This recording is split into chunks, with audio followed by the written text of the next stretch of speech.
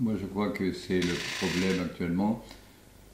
Nous devons dire à notre gouvernement, vous faites la guerre partout. Vous n'en avez pas les moyens.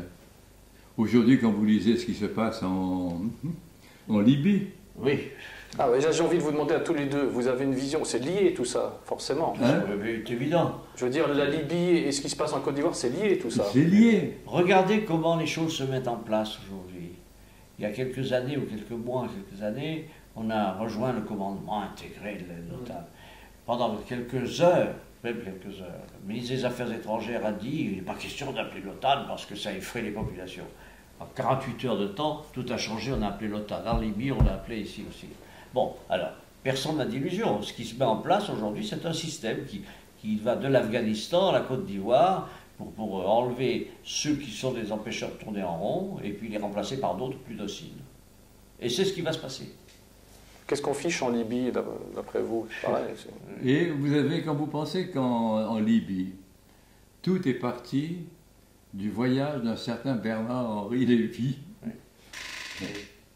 Oui. Monsieur, vous qui fûtes ministre des Affaires étrangères, Oui. que pensez-vous de votre successeur? Oui, écoutez, Monsieur Lévy, Vous je êtes ne- fier je ne crois pas vous êtes fier de succéder à Vergène et à Talleyrand. Oui. Que pensez-vous de votre successeur, Monsieur Lévy? Je n'ai pas le sentiment de voir un successeur ou un héritier même qui puisse être Monsieur Lévy. Écoutez, une Américaine me téléphonait ces jours-ci, me disant, je n'arrive pas à comprendre ce qui se passe, Jacques, expliquez-moi.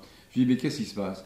Elle me dit, dans une télévision américaine, M. Lévy a déclaré, le temps est passé où les chefs d'État occidentaux devaient faire des pipes aux dictateurs arabes. Elle m'a dit, comment peut-on s'exprimer ainsi?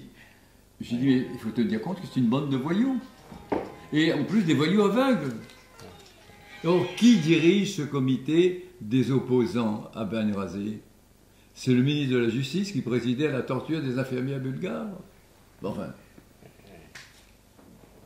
Non, mais c'est pour dire que se met en place, je suis heureux que vous ayez posé cette question, et je suis heureux de vous faire cette réponse, parce que ce n'est pas évident aujourd'hui, mais elle le sera encore plus demain, se met en place tout un système dans le monde, on va voir ce qui va se passer avec les élections en Amérique, mais pour le moment, le président est réticent, qui est destiné à généraliser ce système.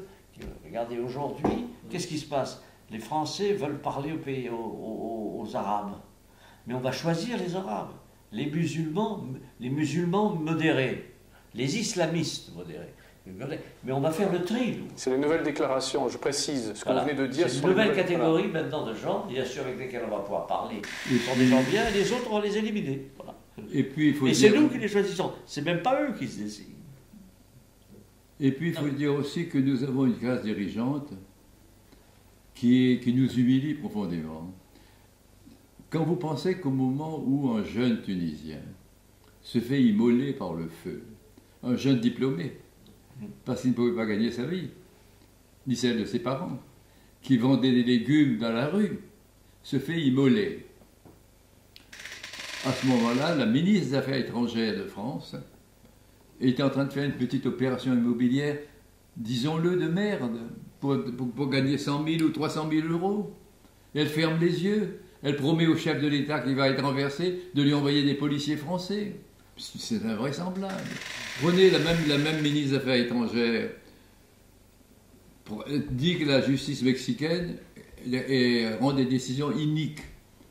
On juge de Paris la Cour suprême de Mexico à partir d'un dossier qu'on ne connaît pas. Je compatis au sort de cette Française qui vivait en concubinage avec un braqueur. Bon. Manifestement, c'est un concubinage dangereux. Peut-être qu'elle était innocente, peut-être que lorsqu'il arrivait le soir avec des sacs remplis d'argent, elle prenait ça pour des pommes de terre, c'est possible. Bon, mais on ne met pas en cause la Cour suprême d'un État souverain. On n'est plus autant, on essayait d'imposer Maximilien d'Autriche comme empereur. Oui, ça remonte à un siècle en arrière. Et même ça s'est terminé mal en plus. Non, nous assistons à un affaissement de la morale publique, et puis surtout, ce qui est pire, on peut à la rigueur tolérer les dirigeants qu'on a s'ils sont intelligents, cyniques, avec le sens des réalités. Parce que le sens des réalités, c'est une barrière contre la folie. Tandis que là, ils n'ont plus aucun sens de la réalité. Quand Mme Alliot-Marie dit que la Cour suprême du Mexique a rendu une décision unique, on a l'impression qu'elle parle à un département d'outre-mer. Oui, c'est ça. C'est ça. Qu'elle a un pouvoir suprême. Qu'elle a un pouvoir suprême. Quand on se mêle d'un contentieux électoral en Côte d'Ivoire, on a besoin de dire, écoutez, les nègres, taisez-vous, nous, on est les chefs. On va dire qui a raison, qui a tort. Je voulais juste vous parler aussi de la résolution 1975 du Conseil de sécurité de l'ONU. Vous savez que sans doute que le prétexte qui a été donné à cette résolution, c'est ce qui s'est passé le 17 mars. Je voudrais savoir si vous avez ces mêmes informations-là. Apparemment, le 17 mars, les FDS, donc les forces de défense et sécurité, auraient tiré à l'arme lourde sur un marché à Bobo. Il y aurait eu 30 morts. Et c'est ça qui aurait déclenché cette résolution et tout ce qui s'est en suivi. Est-ce que vous... Ça, je n'ai pas le détail, mais j'imagine bien, comme dans le cas de l'Irak, si vous vous souvenez bien, tous les prétextes ont été trouvés et seront apparemment légitimés pour justifier le vote des résolutions. Souvenez-vous de ce grand débat qui a eu lieu aux Nations Unies, où le délégué américain, le ministre des Affaires étrangères américain, le plus grand pays de la Terre, est arrivé avec des petites fioles sur le bureau qui était le sien, et il a dit, messieurs, tout est là, tous les produits chimiques dont dispose le dictateur de l'Irak, Saddam Hussein, sont là, et c'est pour ça qu'il faut y aller. Et après, on a prouvé qu'il y avait des mauvaises langues disaient que c'était Bernard-Henri Lévy qui dans les toilettes avait pissé dans les... Toujours lui. C'est vrai qu'il est partout, lui. Il est partout. Mais c'est terrifiant. C'est un penseur. Non mais écoutez, c'est terrifiant. Moi, en tant que Français, encore une fois, de voir que c'est ce monsieur qui devient le porte-parole de l'engagement des troupes françaises en Libye. Qui entre à l'Élysée sans passer par les contrôles habituels, qui parle depuis le perron, qui appelle de là-bas le président de la République pour lui dire voilà ce qu'il faut faire, etc.